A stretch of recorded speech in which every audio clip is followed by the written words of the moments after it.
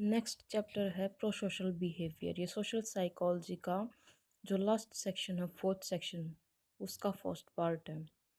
इसमें तीन ही टॉपिक हैं। क्या क्या है इसमें? एक तो नेचर है, और एक कॉग्निटिव मॉडल है, और एक डिटर्मिनेंट्स ऑफ हेल्पिंग बिहेवियर है। सबसे पहले हम पढ़ेंगे जो प्रो सोशल बिहेवियर है वो क्या होता है, उसका नेचर क्या है, ये वो कॉग्निटिव मॉडल, और हम हेल्पिंग बिहेवियर शो करते हैं तो उनके डिटर्मिनेंट्स क्या क्या होते हैं।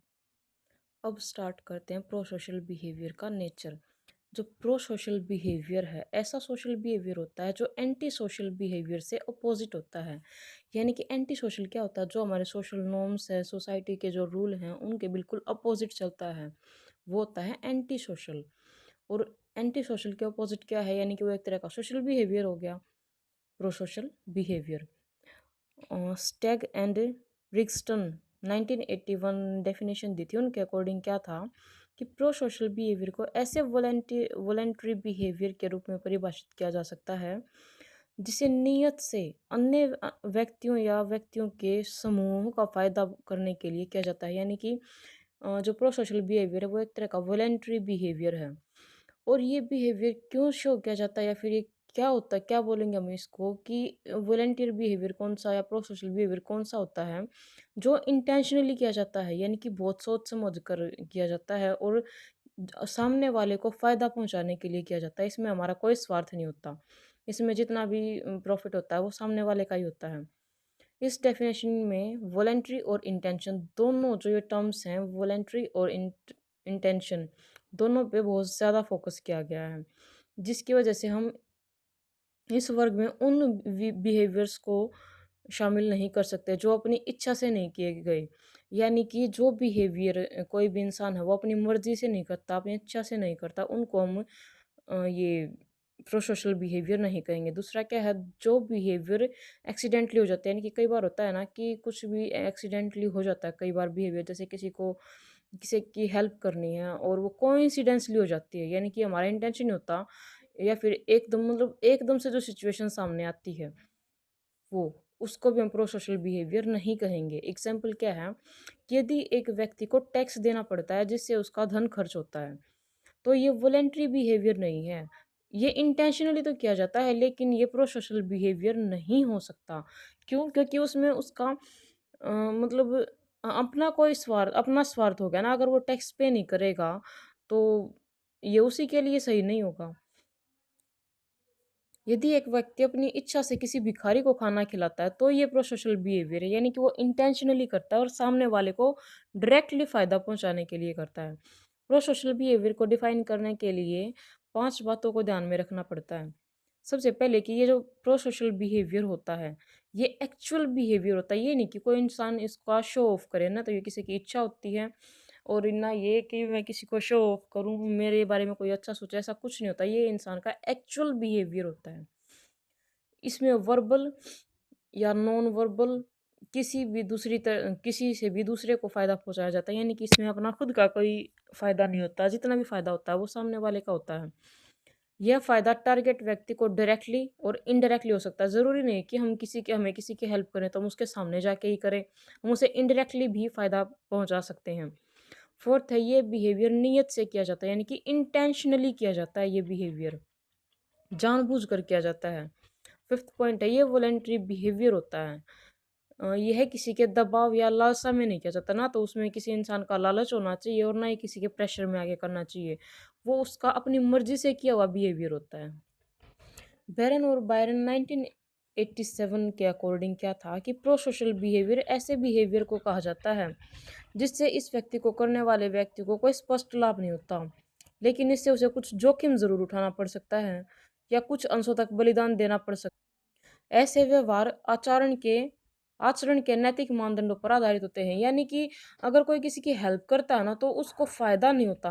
जो हेल्पर को कोई फायदा नहीं होता, बल्कि उसे नुकसान भी हो सकता है। जैसे कि अगर किसी का एक्सीडेंट हो गया और अगर हम उसकी हेल्प करें, उसको मेडिकल में लेके जाएं, हॉस्पिटल में एडमिट करवाते हैं, तो हो सकता है कि वहाँ हमें उसकी देखभाल करनी पड़े, उसके पास रुकना पड़े जब तक जो उसके पेरेंट्स या पर्सन कोई भी उसका फैमिली मेंबर नहीं आता, तब तक उसके पास रहना पड़े। आना जाना उसका खर्चा, कहीं पुलिस का झंझट होता है, क्या पता नहीं क्या क्या इतना सारा हो जाता है। तो इसका मतलब वो अपना फायदा नहीं देखता, उसको कुछ हद तक जोखिम भी उठाना पड़ सकता है और बलिदान भी देना पड़ सकता है। यही डेफिनेशन इसकी इंग्लिश में लिखी हुई है। फिर है प्रो सोशल बिहेवियर। दो तरह से साइकोलॉजिस्ट का ध्यान अपनी तरफ खींचता है। एक तो एल्ट्रुइज्म और कोऑपरेशन। एल्ट्रुइज्म और कोऑपरेशन क्या होता है, यानी कि कोऑपरेशन यानी कि कोऑपरेट करना किसी के साथ, और एल्ट्रुइज्म, जो एल्ट्रुइज्म होता है ना, ये प्रो सोशल बिहेवियर का स्ट्रॉन्ग एस्पेक्ट होता है, क्योंकि इसमें जो हेल्पर है उसका कोई भी फायदा नहीं होता, वो बिल्कुल अपने फायदे के बारे में नहीं सोचता एल्ट्रुइज्म में। लेकिन अगर बात अगर हम किसी के साथ कोऑपरेट करते तो हो सकता है कि हमारा हमें मतलब हमारे अंदर अपने फायदे के लिए करें हम सारा सब कुछ। हेल्पिंग बिहेवियर क्या होता है, जिसमें एल्ट्रुइज्म भी होता है और कोऑपरेशन भी, यानी कि हमारा कोई अपना सेल्फ मतलब हमारा कोई फ़ायदा नहीं होता, लेकिन हम कोऑपरेट भी करते हैं और हमारा कोई फ़ायदा भी नहीं होता, और जो उस टाइम जो हम बिहेवियर करते हैं वो होता है हेल्पिंग बिहेवियर। फिर है कोग्निटिव मॉडल। कोग्निटिव मॉडल दिया था डार्ले एंड लताने ने 1970 में। ये मॉडल इन्होंने ही दिया था। उन्होंने बताया था कि हेल्पिंग रिस्पॉन्स तो कॉग्निटिव चॉइसेस की एक सीरीज का कम्युलेशन है। एक व्यक्ति इमरजेंसी सिचुएशन में हेल्पिंग रिस्पॉन्स शो करने से पहले उसके अपने कुछ प्राइमरी जो उसके डिसीजन होते हैं वो लेता है। जब कोई भी इंसान पहले स्टेप पर अप्रोप्रिएट चॉइस कर लेता तभी वो आगे बढ़ेगा, यानी कि वो तभी हेल्प करेगा, वरना नहीं करेगा। दूसरे शब्दों में, जब व्यक्ति आगे लिखी हुई है जो 5 बातें हैं इन पे पॉजिटिव डिसीजन लेता है तभी हेल्पिंग बिहेवियर शो करेगा। अगर एक पे भी नो उसका रिस्पॉन्स होता है तो वो failure to offer one's help, यानी कि वो उसको हेल्प करने के लिए बैकआउट कर जाएगा। सबसे पहले क्या है, noticing that something unusual is happening. अगर फॉर एग्जाम्पल को लेके करेंगे हम इसको, अगर हम कहीं जा रहे हैं और रोड पे किसी का एक्सीडेंट हुआ है, तो हमें सबसे पहले क्या है कि noticing that something unusual is happening. तो हमें सबसे पहले बात तो ये है कि हम उस चीज़ को नोटिस करते हैं या नहीं कि कुछ अनयूजुअल हो रहा है। अगर हम देखते हैं यस हमने देख लिया तो हम नेक्स्ट स्टेप पे जाएंगे, अगर नहीं देखा तो हम उसको हेल्प कहाँ से करेंगे, फर्स्ट स्टेप पे ही फेल हो गए।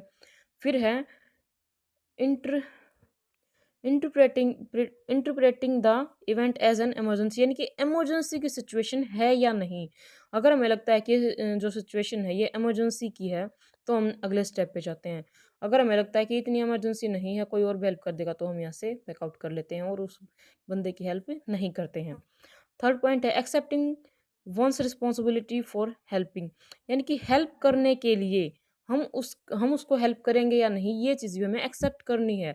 अगर हम ये मान लेते हैं कि हाँ हमें इसकी हेल्प करनी है तो हम आगे वाले स्टेप पे जाएंगे, वरना यहीं से नो नो केस में failure to offer one's help. उसके बाद क्या है, deciding that one has the knowledge और स्किल्स नीडेड टू हेल्प। किसी इंसान की हेल्प करने के लिए हमारे लिए सबसे ज़रूरी क्या होता है कि हमारे पास उसके लिए स्किल्स होनी चाहिए और उस चीज़ से रिलेटेड नॉलेज होनी चाहिए। यानी कि अगर किसी का एक्सीडेंट हो गया तो उसको मेडिकल तक लेके जाने के लिए हमारे पास व्हीकल होना चाहिए, और वहाँ से कितनी दूर मेडिकल है ये भी हमें पता होना चाहिए, कि सारे हमारे पास उस चीज़ की नॉलेज भी होनी चाहिए और स्किल्स भी होनी चाहिए। उसके बाद अगर हम नो करते हैं, अगर हमें लगता है कि नहीं हम हेल्प करने में कैपेबल नहीं हैं, तो नो हेल्प नहीं करेंगे। अगर येस है तो उसके बाद क्या करेंगे, डिसाइडिंग टू एक्चुअल हेल्प। फिर हम सोचेंगे कि हाँ हमारे पास सारी चीज़ें हैं, हमें पता भी है कि कुछ अनयूजुअल हुआ है, हमने सिचुएशन को भी इंटरप्रेट कर लिया कि हाँ इमरजेंसी की है या नहीं, अगर है तो फिर हम नेक्स्ट स्टेप पे चले के हमारी रिस्पॉन्सिबिलिटी बनती है हम हेल्प करें। फिर हम देखेंगे हमारे पास स्किल्स भी हैं, नॉलेज भी है, तो हम डिसाइड करेंगे कि हमें एक्चुअल हेल्प करनी है, यानी अगर हेल्प करनी है तो नेक्स्ट स्टेप पे, और वरना फेलियर टू हेल्प। फिर हम अगर हम सारे स्टेप्स पे पाँचों स्टेप्स पे यस करते हैं तभी हम किसी की हेल्प करेंगे। With this we complete our nature and cognitive model.